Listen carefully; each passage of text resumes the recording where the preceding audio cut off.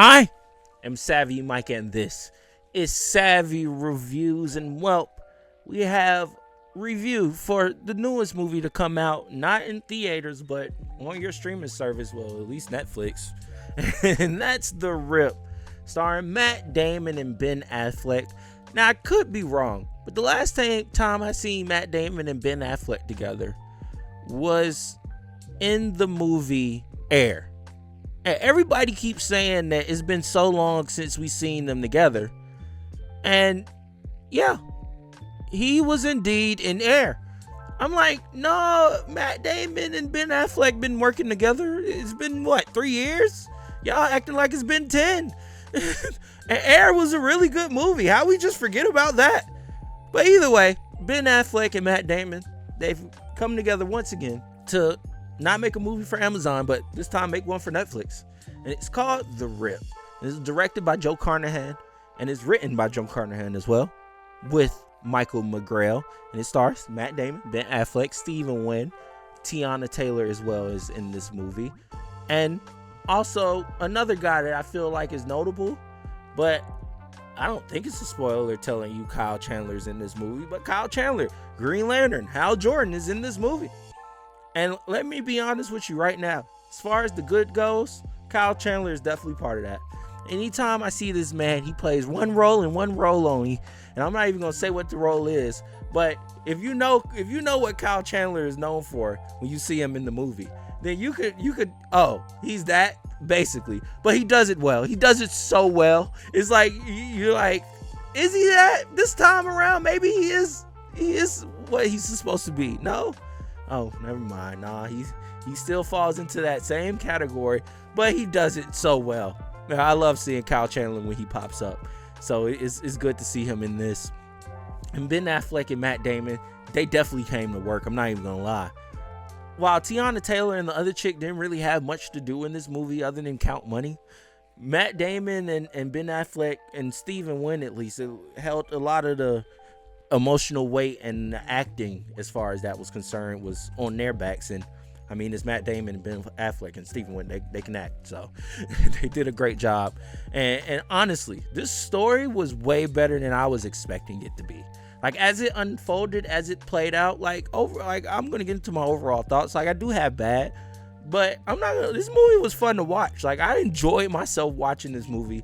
I enjoyed myself as the twists and turns was going on, because the whole time I was thinking one thing because the movie was leading me to think that, but it really wasn't that in the end. And I was very shocked and surprised at how this story unfolded, and I enjoyed it more than I really thought I would. I'm not gonna lie. Like, I was expecting this to be some trash. I was expecting this to be Triple Frontier. Remember that movie with Oscar Isaac and Ben Affleck and Charlie Hunnam was in it? Like, remember that? That was garbage. I was expecting that, but I didn't get that. I got something that was pretty cool. While it only takes place in one spot, really, like, it doesn't really venture out of this one area, I found it still was interesting. And as things unfolded and as things went on, you didn't know who to trust, even as the person watching the movie. I didn't know who was on the good side. I didn't know if it was Matt Damon was a good guy. I didn't know if Ben Affleck was one. Tiana Taylor. I didn't know. You had me guessing. I was shocked. I was like, wow, usually these things are cut and dry, and it's just like, okay, no, this person is that, and this, but no, this movie kept me on my toes. And so, in keeping me on my toes, it kept me invested enough to want to watch till the end. And that's what a good movie is supposed to do. So it had me locked in to see how this story had played out. And it played out really well to me. I enjoyed it. Now, as far as the bad goes, like I said, it's just in this one area. And when it's going down, you do expect more bodies to be dropped than are. And it's just like they're in this open spot and they start shooting at one another. And it's just like, y'all have no cover. And you're literally chasing people that, if they were smart enough to find some cover and then just duck and look over and then take a nice shot, they would hit you, period, point blank. A lot of people are saying that this movie really, I guess, starts to unravel in the third act. And while it goes a direction that you expect it to, still wasn't mad at it, because like I said, I love Kyle Chandler. What do you want me to say? Kyle Chandler is amazing. He plays his role really well. He does it really great, and he does have a lot to do with what happens in the third act.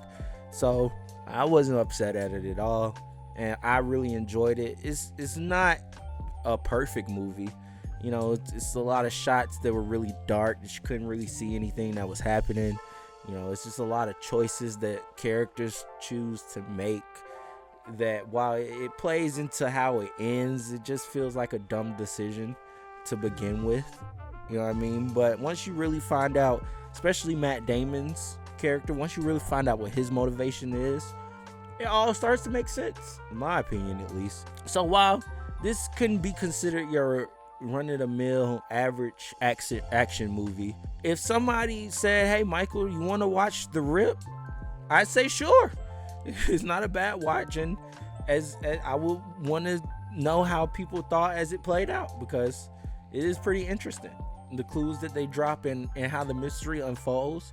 While you could say it's not much of a mystery and they kind of forget about it as the movie goes on, it finds a way to come back around to the mystery of it all. So I wasn't mad at it. Wasn't mad at it at all. Fire. If it was average, it'd be mid. But this was fire because I really did enjoy, and I was really locked into what was happening and going on. And I feel like Matt Damon's not the type to choose a bad script. Even though the script is very redundant and it's telling you the plot over and over again, just because he wants to keep you interested. At least that's what he's saying in interviews. And you could definitely tell this movie had a lot of Netflix notes in it as, oh yeah, do this to keep the person interested. So I feel like it is a lot of liberties that could have been taken that would have made the movie a bit more palatable and a bit more involved in what it's trying to say and do. But unfortunately, we live in a generation where people are quick to pick up their phone while they're watching a movie, especially if it starts to bore them. So yeah, tell them the plot 3 times. Outside of all of that, really enjoyable movie. I had fun with it. I wanted more out of Teyana Taylor. Didn't really get that much, but it's always fun to see her on the screen. Have to watch one battle after another. You'll get a review. I finally watched one battle after another. I was going to do that with 28 Years Later, but by the time I watched 28 Years Later, it was time to watch The Bone Temple. So, but I finally watched series could be coming soon, and it's definitely going to be kicked off probably by one battle after another. I have to lock in on that at some point. But Teyana Taylor was fine here. Didn't have much to do. Stephen Wynn was definitely cool with what he had to do, so I enjoyed seeing Invincible get a chance to do some live action stuff, you know, because he voices Invincible. Stephen Wynn, also, he's a good actor. Like, best acting I've seen Stephen Wynn do is in that Netflix series Beef. That was some good acting there. But either way, overall, I'd give The Rip a 3 out of 5 SAFs. While it's not perfect, and it definitely could be mid if a lot of other dumb decisions and choices were made, and by the fact that they are really redundant with the plot and the script, that they're telling you one thing over and over again, and it's kind of like it bogs the mystery down when I want to keep asking questions. So when it all does get revealed in the end, I'm like, I didn't see that coming. Either way, while that's there, overall still an enjoyable movie. I had fun with it. I wasn't mad. I was locked in for it, at least the hour and 53 minutes that it was. And so, had a really good time. 3 out of 5 SAFs for me. Let me know what you think in the comments below. As always, Savvy Mike in this Savvy Reviews. Peace.